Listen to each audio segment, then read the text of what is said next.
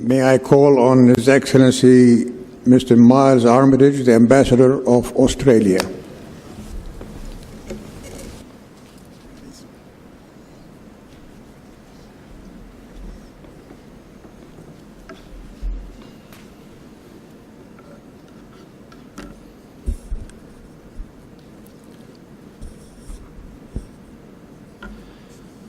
Dr. Al-Kasane, Excellencies, ladies and gentlemen, good afternoon, and many thanks to Yarmuk University and its partners for convening this conference and for the opportunity to speak. And I'd also like to thank the previous two speakers, my two diplomatic colleagues, and particularly the Turkish ambassador for making sure that everybody is awake. I think with the very stark facts and figures that he has outlined to you, anybody that was struggling a bit after lunch should be wide awake by now. I wanted to talk a little bit about how the Syria crisis has changed the paradigm for responding to humanitarian crises, mention briefly the Australian contribution, and to make a few remarks about the security dimension, and to finish with the subject of refugee resettlement. The scale and the duration of the Syria crisis has challenged the traditional forms of humanitarian response. The experience of Jordan and the other neighbouring countries constitute a case study for the changed paradigm for responses to protracted humanitarian crises. If it was ever viable to respond to refugee needs in some sort of humanitarian bubble, in camps or some other form of seclusion, in isolation from the country of refuge, the magnitude of the Syria crisis showed that that was not going to work. It's very clear that it was simply not a case of building a few refugee camps and feeding and clothing and housing the people. The fact that 80 to 90% of Jordan's Syrian refugees are living outside camps in the community meant that the impact on Jordan, and indeed Turkey and Lebanon, has been profound. The pressure on health and education systems, the pressure on the labour market, on water supplies and other infrastructure. And of course, it has at times created community tensions, which I think have been dealt with great dignity. So how has the paradigm changed? Firstly, we now have accepted there needs to be a longer-term approach to planning. We need to consider long-term protection needs. We need to consider education, as we've been discussing throughout the day. Livelihoods needs to be addressed, as difficult an issue as it is. We need to move beyond the immediate humanitarian needs of water, food and shelter. Second, the short-term humanitarian response needed to be supplemented by longer-term developmental approaches, the so-called resilience agenda. Third, the response was no longer just about the refugees, it had to be about the impact on host countries. And an effective response required a partnership between the international community and the host country. The responsibility of the international community also extended to supporting the viability and stability of the host country. If the host country is plunged into crisis and falls apart, it makes the task of protecting large numbers of refugees all the more difficult. So the Syria and the Region Conference in London on the 4th of February 2016 brought all of these elements into the new paradigm. And in the case of Jordan, the Jordan Response Plan. Now, I can hear some of you saying, and I'm sure my Turkish colleague may well be one of them, the paradigm's all very well, but does it actually work, and where is the partnership in dollar terms? Where is the partnership? And, you know, I think that is a point for self-reflection. I think it's a work in progress. I think that we have, in terms of responding to the Syria crisis, been building the car as we've been driving it.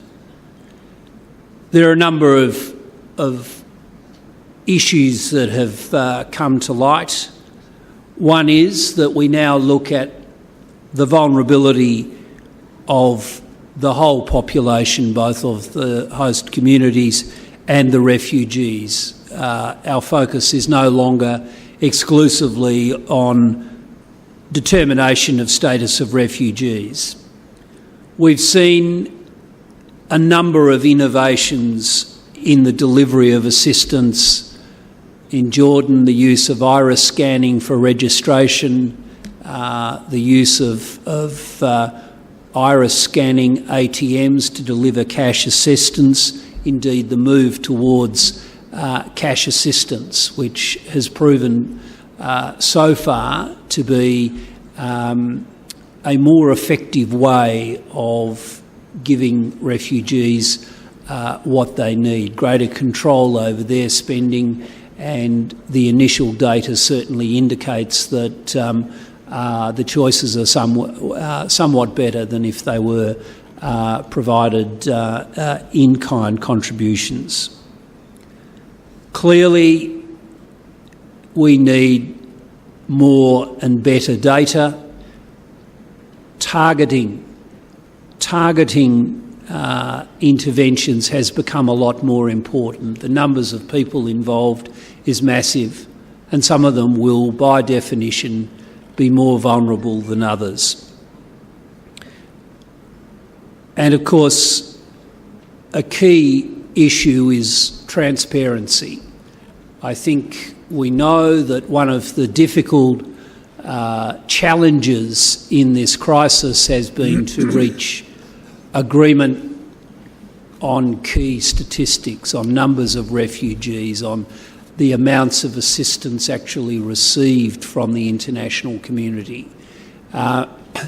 These are not easy issues, but the longer the gap in the statistics remains, the harder it is to maximise the effectiveness of the assistance that is available. And there's undoubtedly a question that still needs to be addressed about whether the services provided by the international community in camps, in comparison with what's made available to people living in host communities, whether that balance is in fact right. It's clearly part of the paradigm that still needs more work.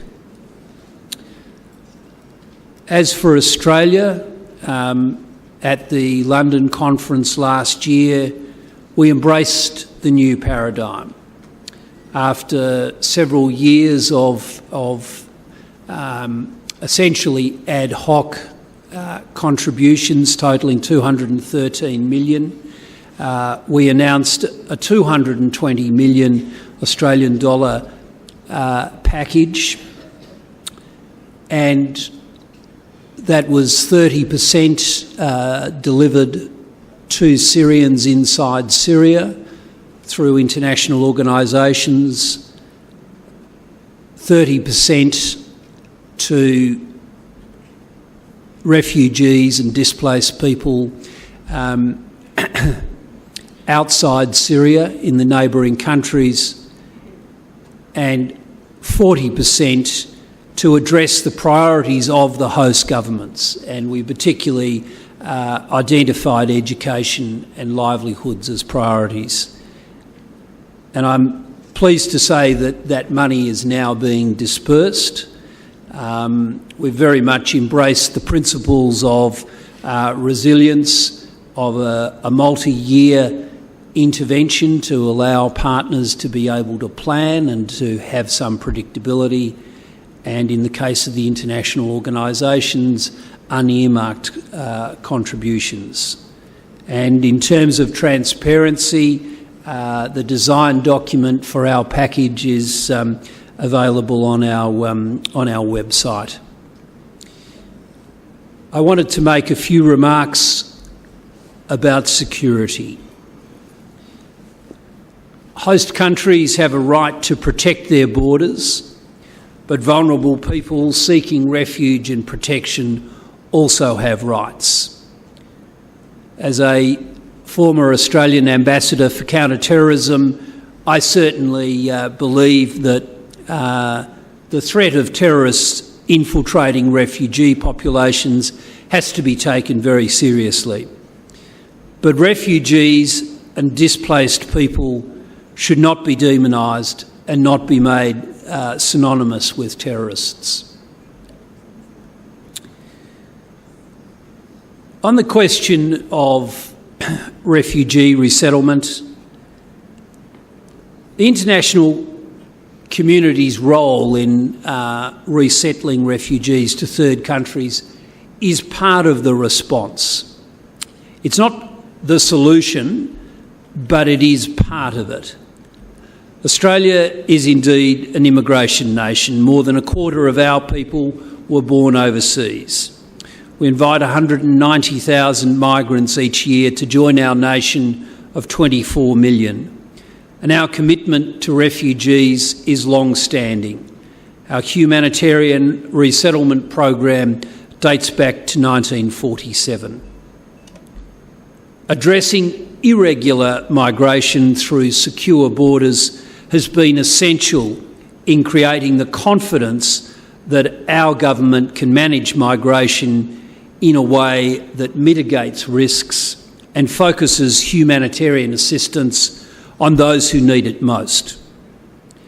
This has had a direct impact on our ability to provide generous and effective support of refugees. With this confidence, we've been able to increase our intake of refugees, the world's third largest permanent resettlement program, by more than 35%. Our annual humanitarian program will increase to 18,750 places from 2018 to 2019. On top of this annual program, in July 2015, we committed to taking an additional 12,000 Syrians and Iraqis. And I'm pleased to say that at